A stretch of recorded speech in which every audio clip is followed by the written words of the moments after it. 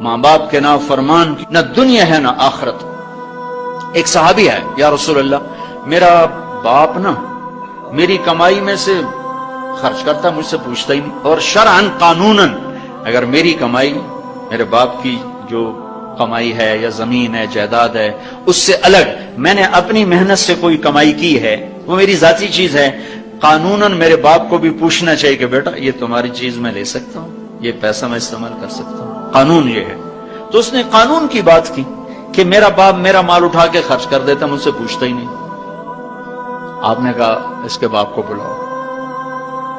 اس کے باپ کو بلایا تو وہ انہوں نے پوچھا کیوں بلا رہے ہیں؟ کہ تیرے بیٹے نے تیری شکایت کی۔ تو اس کو اتنا غم لگا کہ وہ کٹ کے مر گیا۔ اور عرب کی شاعری تو پھر پوری دنیا میں مشہور ہے، آج بھی مشہور ہے۔ تو اس نے دل ہی دل میں کوئی شعر کہے، درد بھرے دکھ بھرے، اور وہ انہی شعر کو اپنی زبان سے نہیں دل ہی دل میں کہتا کہتا دربار رسالت میں مسجد میں پہنچا تو جبریل پہلے آ چکے تھے۔ کہنے لگے یا رسول اللہ تعالیٰ فرما رہے ہیں کہ آپ اس سے کہیں کہ پہلے وہ شعر سنا جو تیری زبان سے تو ادا نہیں ہوئے، تو تیرے رب نے عرشوں پہ سن لیے ہیں۔ آپ نے فرمایا بھائی تمہارا کیس سنوں گا، پہلے وہ شعر سنا جو تیری زبان سے نہیں ادا ہوئے۔ اللہ نے سنے۔ کہنے لگا یا رسول اللہ میں گواہی دیتا ہوں آپ سچے رسول ہیں، آپ کا رب بڑا طاقتور رب ہے، آپ کے رب کی قسم زبان سے ایک لفظ نہیں نکلا، دکھ بھری فریاد تھی جو دل کی دنیا میں اٹھی اور وہیں گم ہو گئی، سینے سے اٹھی اور سینے میں ہی دفن ہو گئی، پر آپ کے رب نے عرشوں پہ سن لیا۔ آپ نے کہا اچھا سنا تو صحیح میرے بھائی۔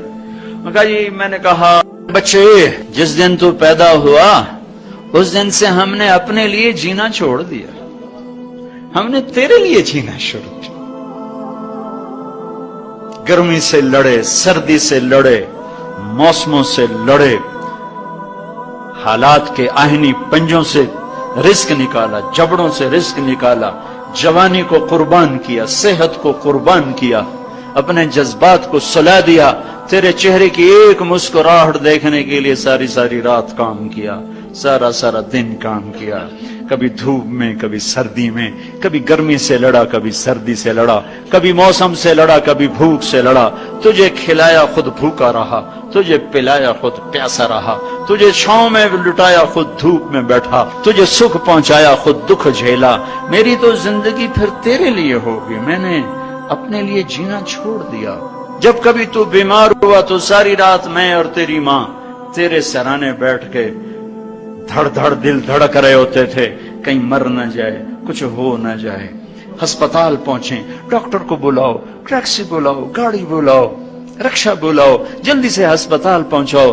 اسی خوفناک خیالات میں ہم روتے تھے، پگھلتے تھے، ٹوٹتے تھے، بکھرتے گئے چلے گئے خشک پتے کی طرح، اور تیرے چہرے کی ایک مسکراہٹ کے لیے ساری مسکراہٹیں بھول گئے، تجھے صحت مند دیکھنے کے لیے اپنی صحت کے سودے کر دیے۔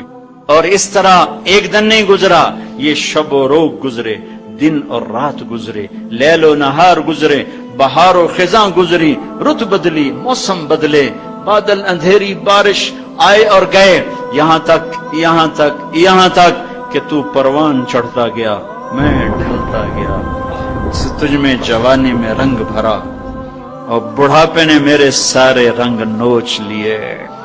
تو سیدھا کھڑا ہوا تنے کی طرح، میری کمر جھک گئی کمان کی طرح، اور میں آسرے کا محتاج ہوا، تو طاقتور ہو کے جوان ہوا۔ پھر مجھے خیال آیا کہ میں اس کی انگلی پکڑ کے چلا، گود بٹھا کے چلا، کندھے بٹھا کے چلا، ہاتھ بٹھا کے چلا، اس کے لیے در در کی ٹھوکریں کھائیں۔ آج جب میں بوڑھا ہوا ہوں تو اب یہ میری انگلی پکڑے گا، میرا ہاتھ پکڑے گا، میں اس کی لاٹھی بنا، یہ میری لاٹھی بنے گا۔ لیکن ایک دم میرے بیٹے تیری آنکھیں ماتھے پہ چڑھ گئیں، تیرے تیور بدل گئے، تو مجھے یوں دیکھنے لگا جیسے میں تیرا باپ نہیں، میں تیرا نوکر ہوں۔ تو میں نے اپنی زندگی کو جھٹلا دیا اور میں نے کہا میں خواب دیکھ رہا تھا کہ میں باپ ہوں۔ نہیں میں باپ نہیں، میں نوکر ہی ہوں۔ میں پڑوسی ہوں. تو اچھا میرے دوست، اگر میں پڑوسی ہوں تو پڑوسی کو بھی تو لوگ پوچھ ہی لیتے ہیں. کبھی مجھے پوچھ ہی لیتا کہ بھائی کسی چیز کی ضرورت تو نہیں، کچھ چاہیے تو نہیں. یہ اتنے درد بھرے اشعار ہیں کہ میرے تو اتنی فصاحت نہیں کہ میں اس کا ترجمہ کر سکتا، لیکن یہ وہ اشعار تھے کہ میرے نبی زار و قطار روتے اور آپ ٹوٹ پڑے اور آپ کی داڑھی آنسوں سے تر ہو گئی اور آپ نے اس کو گریبان سے پکڑا اور یوں جھٹکا دے کر اٹھ جا، دفع ہو جا، انت و مالک لابیک، تو باپ کے خلاف مقدمے کرتا ہے، نکل جا، تو اور تیرا سب کچھ تیرے باپ کا ہے. یہ صرف روزے شب قدر سے متعلق نہیں ہے کہ ماں باپ کا نافرمان ہے تو اس کی شب قدر برباد ہو گئی، ماں باپ کا نافرمان ہے تو سب کچھ برباد ہو گیا.